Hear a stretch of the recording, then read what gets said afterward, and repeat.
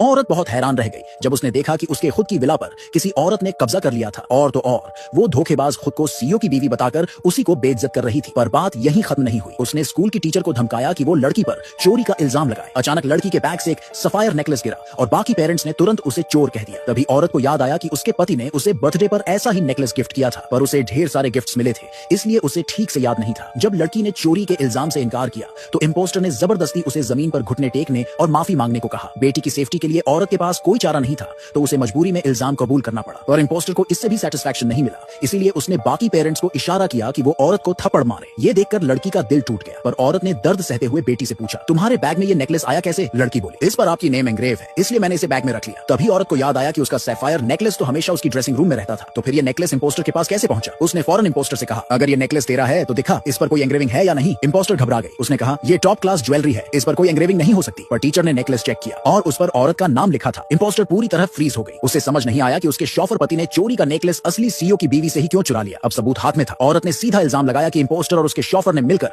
उसकी कार की चाबी और नेकलेस चुराया। फिर उसने पूछा, आखिर तुम दोनों का रिश्ता क्या है? इम्पोस्टर डर गई। उसने कहा, मैं इस शॉफर को जानती भी नहीं, पर उसका बेटा बोलने ही वाला था कि शॉफर उसका बाप है। तभी इम्पोस्टर ने झट से उसका मुंह दबा दिया। फिर सबके सामने उसने ऐलान कर दिया कि उसका पति ही सीईओ है, वो विला और कार उसी के नाम पर है और नेकलेस को लड़की ने चोरी करके उस पर खुद का नाम खुदवाया है। ये सुनते ही बाकी पेरेंट्स ने औरत को फिर दोषी ठहराया। उन्होंने कहा, इतने महंगे नेकलेस पर एंग्रेविंग करवाकर इसे बर्बाद कर दिया। इम्पोस्टर हंसते हुए बोली, तू तो इसे अफोर्ड भी नहीं कर सकती, पर तुझे इतना पसंद है ना, तो ले ले। पर जैसे ही औरत नेकलेस लेने आगे बढ़ी, इम्पोस्टर ने उसे जमीन पर गिरा दिया। औरत को नेकलेस से ज्यादा उसकी इज्जत की परवाह थी, पर यह उसके पति का गिफ्ट था, इसलिए उसने झुककर उठाने की कोशिश की। तभी इम्पोस्टर ने उसके हाथ पर पैर रख दिया। तेरा पति तो एक मामूली मजदूर है, मैं चाहूं तो इसे फेंक भी दूं, पर तुझे कभी नहीं दूंगी। मां की चोटिल उंगलियां देखकर लड़की का दिल टूट गया। उसने फौरन अपनी स्मार्ट वॉच से अपने पापा को कॉल किया, पर इम्पोस्टर के बेटे ने वॉच को जमीन पर गिरा दिया। भीड़ ठहाके मारकर हंसने लगी। उन्होंने कहा, तेरा बाप आ भी गया तो क्या करेगा, वो तो एक मामूली एम्प्लॉय है। पर सीईओ ने कॉल पर सब सुन लिया था। उसने तुरंत अपने असिस्टेंट को कहा, ड्राइव करो, अभी इसी वक्त विला पहुंचो। उधर एक पेरेंट ने इम्पोस्टर को खुश करने के लिए औरत को बाहर निकालने की कोशिश की, पर औरत ने उसे जोर से धक्का दिया, जिससे वो एक महंगे फूलदान से टकरा गया। इम्पोस्टर ने इसी मौके का फायदा उठाया। उसने चिल्लाकर कहा, देखो, इसने सीईओ के प्रॉपर्टी को नुकसान पहुंचाया। पर औरत को कोई फर्क नहीं पड़ा। उसने कहा, मुझे नहीं पता तेरा पति कौन है, पर अगर मेरे पति ने धोखा दिया तो मैं उसे खाली हाथ बाहर निकाल दूंगी। फिर उसने पूरे आत्मविश्वास से ऐलान किया, मैं ही असली सीईओ की वाइफ हूँ। सब दंग रह गए, पर कोई यकीन नहीं कर रहा था, बल्कि सबने ये मान लिया कि वो सिर्फ सीईओ की रखेल है।